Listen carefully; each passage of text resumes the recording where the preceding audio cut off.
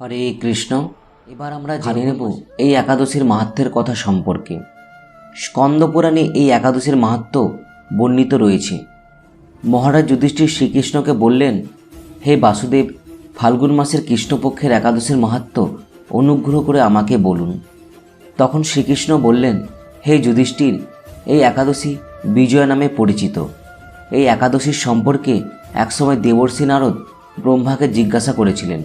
তিনি এই প্রসঙ্গে যা বলেছিলেন তা আমি এখন তোমাকে বলছি। এই পবিত্র পাপ বিনাশকারী ব্রত মানুষকে জয়দান করে বলে এই একাদশীর নাম বিজয় একাদশী। পুরাকালে শ্রী রামচন্দ্র 14 বছরের জন্য বনে গিয়েছিলেন। সীতা ও লক্ষ্মণের সঙ্গে তিনি পঞ্চবটী বনে বাস করতেন। সেই সময় লঙ্কাপতি রাবণ দেবী সীতাকে হরণ করেছিলেন।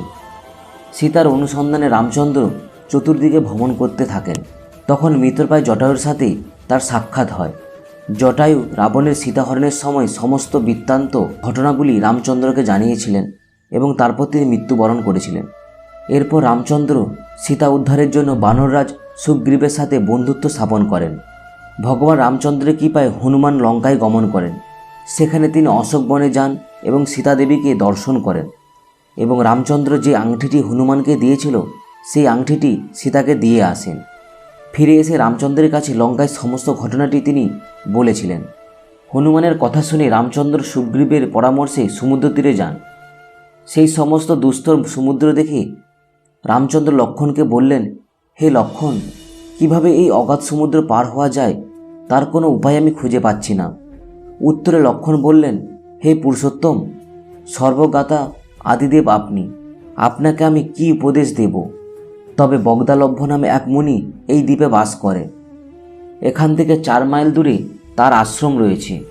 হে রাঘব, আপনি সেই প্রাচীন ঋষিশ্রেষ্ঠকে এর উপায় জিজ্ঞাসা করুন। লক্ষ্মণের মনোরম কথা শুনে তারা সেই মহামুনির আশ্রমে উপনীত হল। ভগবান রামচন্দ্র ভক্তরাজ সেই মুনিকে প্রণাম করলেন। মুনিবর রামচন্দ্রকে পুরাণ পুরুষ বলে জানতে পারলেন। আনন্দ ভরে জিজ্ঞাসা করলেন, হে রামচন্দ্র, কী কারণে আপনি আমার কাছে এসেছেন তা কৃপা করে বলুন। রামচন্দ্র বললেন, হে মুনিবর, আপনার কৃপায় সৈন্যসহ আপনি সেই সমুদ্র তীর উপস্থিত হয়েছি। রাক্ষসরাজে লঙ্কা বিজয় করাই হলো আমার একমাত্র উদ্দেশ্য। যাতে এই ভয়ঙ্কর সমুদ্র উত্তীর্ণ হতে পারি তার উপায় জানবার জন্য আপনার কাছে এসেছি। মুনিবর প্রসন্নচিত্তে পদ্মলোচন ভগবান শ্রী রামচন্দ্রকে বললেন, হে রাম, আপনার অভীষ্ট সিদ্ধির জন্য যে শ্রেষ্ঠ ব্রতটি করণীয় আমি তা আপনাকে বলছি। ফাল্গুন মাসের কৃষ্ণপক্ষের বিজয় নামক একাদশী ব্রত পালনে আপনার নিশ্চয়ই সৈন্যসহ সমুদ্র পার হতে পারবেন। এই ব্রতের বিধি শ্রবণ করুন। বিজয় লাভের জন্য দশমীর দিন সোনা, রূপা, তামা অথবা মাটির কলস সংগ্রহ করে তাতে জল এবং আম পাতা দিয়ে সুগন্ধি চন্দনে সাজিয়ে তার উপর সোনার নারায়ণ মূর্তি স্থাপন করুন।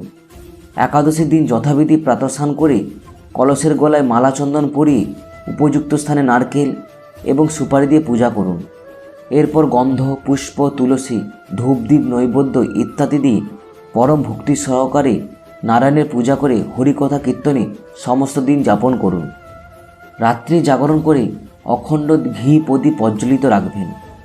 দ্বাদশীর দিন সূর্য উদয়ের পর সেই কলস বিসর্জনের জন্য কোনো নদী, সরোবর অথবা জলাশয়ের কাছে গিয়ে বিধি অনুসারে পূজা নিবেদনের পরে তা বিসর্জন দেবেন। তারপর ওই মূর্তি বিদগ্ধ কোনো ব্রাহ্মণকে দান করবেন।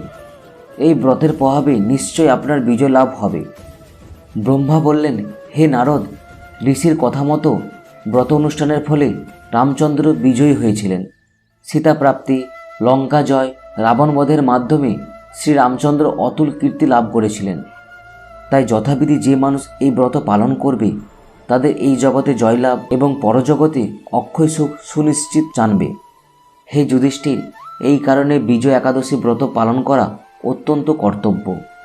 এই ব্রত কথা শ্রবণ কীর্তনের মাধ্যমেই বাজপেয় যজ্ঞের ফললাভ হয়। এই ছিল বিজয় একাদশীর মাহাত্ম্য। অনেকের মনে প্রশ্ন হতে পারে, একাদশী কী, কীভাবে একাদশী দেবী সৃষ্টি হয়েছিল, শস্যের মধ্যে কেন পাপ পুরুষ থাকে, এইসব সম্পর্কে আমি আগে থেকে একটি ভিডিও তৈরি করে রেখেছি। ভিডিওর লিঙ্কটি ডেসক্রিপশনে দিয়ে দেবো, নয়তো ভিডিও শেষে দিয়ে দেবো। আপনারা ভিডিওটি দেখে নিতে পারেন। যারা একাদশী ব্রত পালন করতে ইচ্ছুক তাদেরকে এই ভিডিওটি অবশ্যই শেয়ার করুন এবং একাদশী পালনে তাদের উদ্বুদ্ধ করুন। আপনারাও একাদশী ব্রত পালন করুন, অন্যদের একাদশী ব্রত পালনে উৎসাহিত করুন। নিজেরও মঙ্গল করুন, অপরেরও মঙ্গল করুন। আজকের ভিডিও এই পর্যন্ত। ভিডিওটি যদি ভালো লেগে থাকে তবে অবশ্যই লাইক করুন, শেয়ার করুন এবং চ্যানেলটিকে সাবস্ক্রাইব করুন। প্রত্যেক দিন হরে কৃষ্ণ মহামন্ত্র জপ করুন। ভালো থাকুন, সুস্থ থাকুন। হরে কৃষ্ণ। জয় শিল প্রভুপাদ কি জয়।